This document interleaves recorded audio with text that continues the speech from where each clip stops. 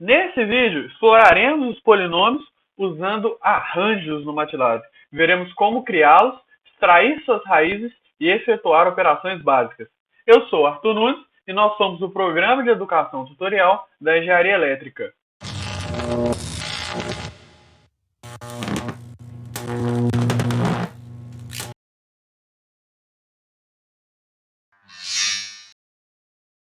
No MATLAB, os polinômios podem ser representados apenas por seus coeficientes. As partes dos monômios que apresentam a variável com determinado potência, também conhecidas como partes literais, são ocultadas, o que não quer dizer que são deixadas de lado. O MATLAB irá interpretá-las corretamente. E para isso, precisamos passar só os coeficientes do polinômio, na ordem que aparece na forma de um vetor. Não podemos esquecer que as parcelas que não precisaremos, colocaremos um zero para anulá-las. Vamos fazer o exemplo. Se a gente quiser representar o polinômio x ao cubo mais 2x menos 5, usando a notação de vetor, a gente pode fazer da seguinte forma. O polinômio vai ser um arranjo. O primeiro coeficiente vai ser o coeficiente do x ao cubo, que é 1. Depois o coeficiente do x ao quadrado, que não temos, então é 0. Depois o coeficiente do x, 2.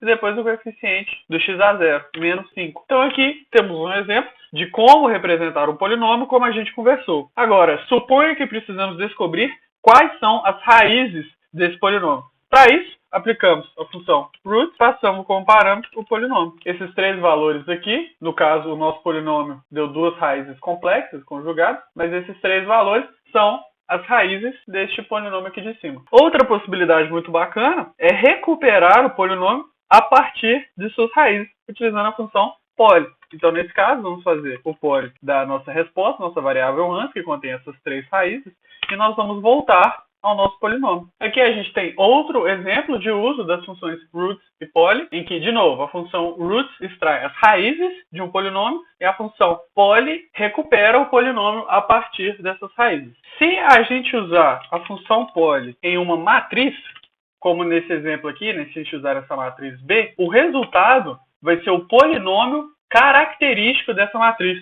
Então, quando a gente faz roots deste polinômio característico, esses valores que a gente obteve são os autovalores da matriz. E lá nas aulas passadas, quando a gente falou que tinha esse comando poly para a matriz que retornava o polinômio característico, a gente ainda não sabia como interpretá-lo. Agora a gente sabe. O polinômio característico dessa matriz aqui, por exemplo, é x à terceira menos 5x à segunda mais 4x. Podemos realizar as operações básicas com os polinômios. A adição e subtração serão realizadas de modo muito simples, com os operadores mais e menos. E o único cuidado que temos que ter é garantir que os polinômios envolvidos sejam representados por vetores de mesmo tamanho. Isso pode ser ajustado também colocando zeros à esquerda com o polinômio de menor termo, se tiver algum polinômio com menos termos do que o outro, para que o MATLAB possa fazer a adição de arranjos do jeito que a gente sabe que ele vai fazer. Aqui tem esse exemplo de 4x ao quadrado mais 1x menos 5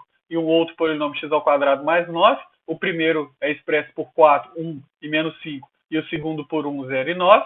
Para somar, só fazer um mais o outro. E para subtrair, só fazer um menos o outro. Um bom exemplo para entendermos a questão de completar com zeros é esse aqui. A gente tem um polinômio P1, que é x à terceira menos 5x à segunda, mais 4x mais 0, e um polinômio P2, que é x menos 4. Se a gente quiser somá-los, a gente deve fazer P1 mais, e vamos abrir outro arranjo aqui e vamos completar com o zero do x à terceira, o zero do x à segunda do P2, que a gente coloca aqui, ó, P2. Assim a gente consegue somar. Se a gente fizer só P1 mais P2, a gente sabe que o MATLAB vai nos retornar um erro. Quando multiplicamos ou dividimos polinômios, não precisamos nos preocupar mais com o tamanho dos vetores. Uma vez que foram criados, como vamos usar o exemplo aqui, o P1 e o P2, a gente pode multiplicá-los usando a função conv P1, P2. A gente precisa dessa função para realizar a multiplicação, porque essa não é uma multiplicação vetorial, uma multiplicação de arranjos com o operador asterisco. A gente tem que usar a função conv. E para dividir, a gente tem a função deconv, P1, P2. Que essa função deconv, ela retorna dois resultados, o quociente e o resto da divisão. Então, por isso, nós vamos armazená-los em duas variáveis diferentes. Esse aqui é o nosso polinômio quociente da divisão de P1 por P2. E esse aqui, nesse caso, deu zero, é o nosso polinômio de resto. A nível de curiosidade, também é possível integrar e derivar os polinômios. Para isso, basta usar a função polyint para fazer a integral e polyD para poder fazer a derivada e passar o polinômio como parâmetro.